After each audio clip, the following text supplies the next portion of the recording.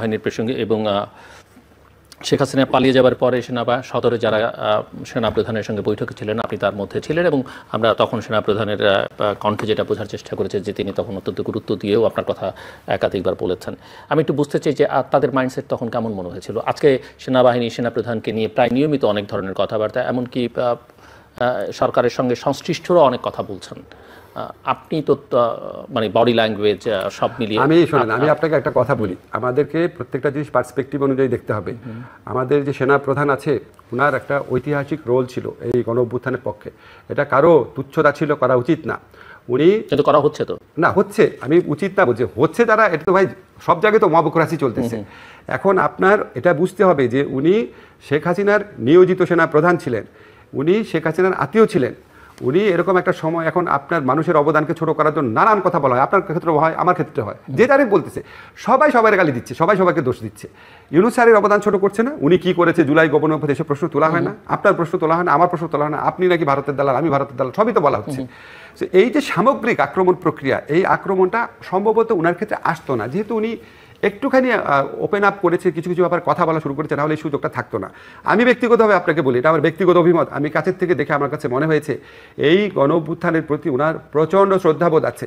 ওনার সাথে যখন আমার কথা হয় উনি বারবার দুইটা কথা বলেন। হ্যাঁ, এখন ধরেন আপনি বলতে পারেন আচ্ছা সেনা প্রধান এগুলো বলতে পারেন নাকি, ভাই এরকম একটা প্রায় বিপ্লব গণ অভ্যুত্থানের পরে মানুষের আর ডিফাইন্ড রোল থাকে না, অনেকের ডিফাইন্ড রোল, তারা তো একার্থে স্টেক হোল্ডার, কারণ তারা যদি সমর্থন না রাখে বা তারা যদি অন্য কোনো ভূমিকা যায়, যদি রাখে তো উনারাও তো একদম আনস্টেবল হয়ে যায়। এক্স্যাক্টলি, উনারা যে সেনাবাহিনী যে রোলটা রেখেছে, সেনাপ্রধান যে রোলটা রেখেছে, উনারাও তো গণ অভ্যুত্থানের একটা কম্পোনেন্টে পরিণত হয়েছে, দেরিতে হলেও।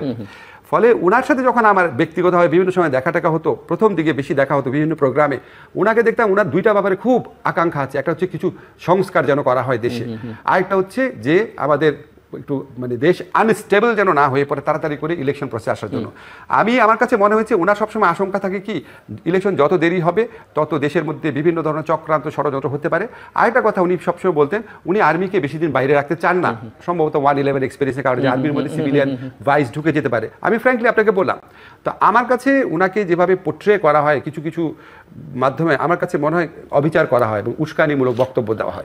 এবং আপনি যেটা বলছেন, তবে আপনাকে এটাও বলে রাখি, আমি এটাও বলে রাখি with due respect to Waqar ভাই, উনি আপনার এই যে ইনক্লুসিভ ইলেকশন এই ধরনের কথা যদি উনি না বলে এটা ভালো, কারণ উনি না বললে ভালো, কিন্তু যখন আপনারা পরিষ্কার করে বলেন না তখন অ্যাজ এ স্টেক হোল্ডার তিনি যদি বলেন, কারণ তারও এখানে স্টেক আছে, তার সশস্ত্র বাহিনীর স্টেক আছে এবং উনি যেহেতু লিড করছেন বলতে পারেন। তবে হয় কি আপনার, কারণ আমরা তো ঠিক 2007 এটা যা দেখেছি সেই হিসেবে ওনারা তো প্র্যাকটিক্যালি কিছুই বলছেন না, করছেন না। জি আমি বলি আপনাকে, বলতে পারেন। ধরেন আপনার অগাস্টের মাসে প্রথম দুই এক সপ্তাহ তখন যদি বলতেন, এখনকার রোলটা তো ডিফাইন, তখন বললে তো মনে হতো যে উনি প্রভাব বিস্তার করবার চেষ্টা করছেন। কিন্তু এখন যেহেতু সমাজের নানা মহল থেকে নানা রকমের প্রশ্ন উঠছে, রাজনৈতিক দলগুলো থেকে নানান কথা উঠছে, ইভেন আমি তো পলিটিক্যাল পার্টিগুলোকে এটা নিয়ে খুব বেশি আমি আপনাকে বলি, ধরেন পৃথিবীতে কে ভালো কাজ করছে, কে ঠিক করছে, কে বেঠিক করছে, এটা তো আমার কথায় নির্ণীত হবে না।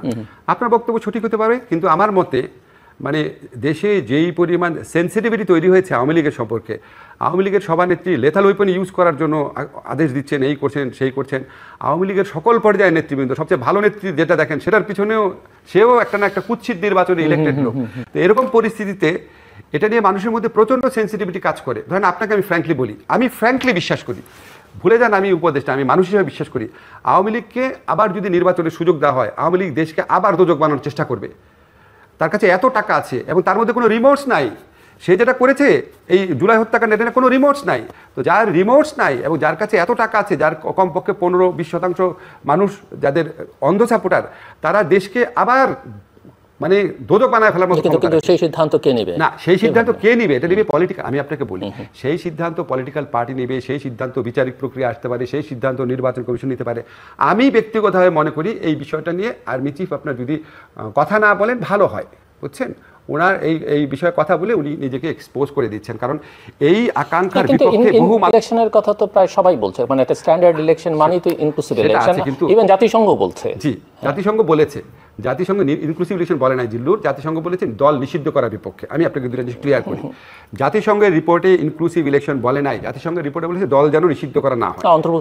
অন্তর্ভুক্তিমূলক ইলেকশন, ইনক্লুসিভ ইলেকশন কথা বলা মানে ফ্যাক্ট ফাইন্ডিং রিপোর্টে না, অন্য এমনিতে না। আমি ফ্যাক্ট ফাইন্ডিং রিপোর্টে আপনাকে বলি, ফ্যাক্ট ফাইন্ডিং রিপোর্টে বলছে দলকে নিষিদ্ধ না করার জিনিসটা বলি।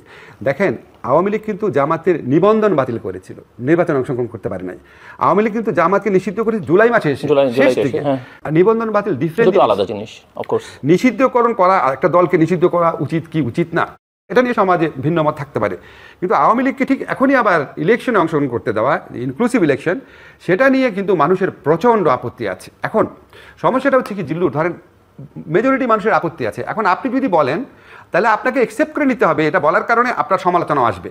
এখন আপনি এটা বলতে পারেন, কারণ আপনি সমালোচনা নিলে সমস্যা নেই, আপনি একটা স্বাধীন পেশার মানুষ, কিন্তু একটা বাহিনী চিফ বিভিন্নভাবে সমালোচকরা ইনভাইট করেন, তাহলে এটা দেশের জন্য ভালো না।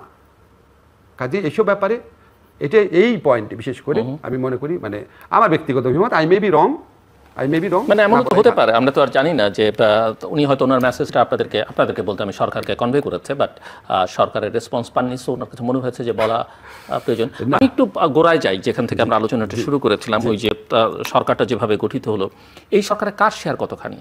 আমি এই সরকারে এই ছাত্রদের শেয়ার কতখানি, বিএনপির কতখানি, জামায়াতের কতখানি, আর্মির কতখানি, বা ইন্টারন্যাশনাল কমিউনিটির আপনার কতখানি? আমি একটু শেয়ারিংটা বুঝতে চাই। শেয়ারিং তো কিসের শেয়ারিং না, কার ওদের থেকে যেটা শুনেছি, ধরেন মানে এখানে কারা ডমিনেট করছে? আচ্ছা, যেই 50% আমি জানতামই না উপদেষ্টা যারা হয়েছে, আমি ছাত্রদের থেকে যেটা শুনেছি, তারা বিএনপির মতামত নিয়েছে, তারা মতামত নেয় একটা, আরেকটা হচ্ছে না, তারা নিজেরা লিস্ট করেছে, আমি আপনাকে নাম বলতে পারবো না এখানে, বিকজ এটা বলা শোভনীয় হবে না। তারা যেই একজনকে চেয়েছিল বিএনপি থেকে, আবার তাদের লিস্টে যে ছিল না, ধরেন তারা বলেছিল উনি আন্দোলনকালীন সময় তো আমাদের সাথে ছিল না, সেরকম একজন আবার বিএনপির কথায় আসছে, আবার এমন একজন আসছে যার সম্পর্কে আমি জানতামই না আসবে, সে জামাতের কথায় আসছে। সো ছাত্ররা নিজের ইচ্ছা সবকিছু ডিসাইড করে না। সেজন্য বলছে যে কার প্রাধান্য বেশি এখানে। না, আমি আপনাকে শুধু প্রাধান্য তো আমি বলতে পারবো না আপনাকে, কিন্তু আমি আপনাকে এটা বলতে পারি, ছাত্ররা পলিটিক্যাল পার্টি যারা আছে, আন্দোলনে যারা শক্তি আছে, সবার সাথে হয়তো কথা বলা নাই, যাদের সাথে কথা বলে না তারা খুবই মাইন্ড করতে পারে, কিন্তু ওইখানে এত সময় সীমাবদ্ধতা ছিল, এত একটা তাড়াহুড়া পরিবেশ ছিল। বাংলাদেশের ইতিহাসে কোনো কেয়ারটেকার গভর্নমেন্ট এভাবে হয় নাই জিল্লুর। আমরা জানতাম একটা কেয়ারটেকার গভর্নমেন্ট হবে, সবাই আলোচনা করে টোরে লোকজন ঠিকঠাক করে প্রস্তুতি নিয়ে, ফলে এটার মধ্যে কিছু তাড়াহুড়া থাকতে পারে, কিন্তু আমার তাদের ইন্টেনশন নিয়ে আমার কোনো প্রশ্ন নাই। তারা সিলেক্টিভলি আছে, ওর সাথে কথা বলবো না, ওর সাথে কথা বলবো না, এটা না। যেমন ধরেন আমি যেটা জানি যে আন্দোলনকালীন সময় আপনার যে ভূমিকা, আমি ছাত্রদের মুখে শুনতাম অত্যন্ত হাইলি রেসপেক্ট করে আন্দোলনকারী সময় আপনার। এখন হয়তো আপনি সামনে আছেন দেখে উদাহরণ, হয়তো সরকার গঠনের ব্যাপারে আপনার পরামর্শ হয়তো নেয় নাই, কিন্তু ওইটা ইচ্ছা করে আমি গুরুত্বপূর্ণ আমার মতামত নিতে হবে, স্টেক হোল্ডার বলছে, আমি আপনি সামনে আছেন দেখে উদাহরণ দিচ্ছি। ওরা ডেলিভারিটি আছে, ওর সাথে কথা হলো, ওর সাথে কথা হলো, এটা করে নাই। আর আমার সাথে যে কথাগুলো বলেছে, আমি আপনাকে বারবার বলতেছি, ধরেন 50%-এর ব্যাপারে আমি কোনো ধারণাই ছিল না, এবং আমিও যাদের নাম প্রপোজ করেছি সেখানে 60% তারা আমার প্রপোজালে 3 রকম রিয়াকশন দেখিয়েছে। একটা বলছে স্যার এটা তো আমাদের লিস্টে অলরেডি আছে, তারপর একটা বলছে স্যার এটা একটু দেখতে হবে, আরেকটা হচ্ছে স্যার না উনি তো আমাদের সময় আন্দোলনে আমাদের সাথে 15 বছর উনি কী করেছে। তো 3 ধরনের রিয়াকশন, তো আমার কথা কীভাবে শুনেছে, ঠিক না? এখন ধরেন আমাদের একজন মহিলা উপদেষ্টা, ওনার নাম বলার সাথে সাথে ওরা বলেছে আর ওনার নাম তো আমাদের লিস্টে আছে, ওনার নাম সবার কাছ থেকে আসতেছে, রেজওয়ানার কথা, রেজওয়ানার নাম সব মহল থেকে আসছে, সেটা তো আমার কথা তো হয় নাই।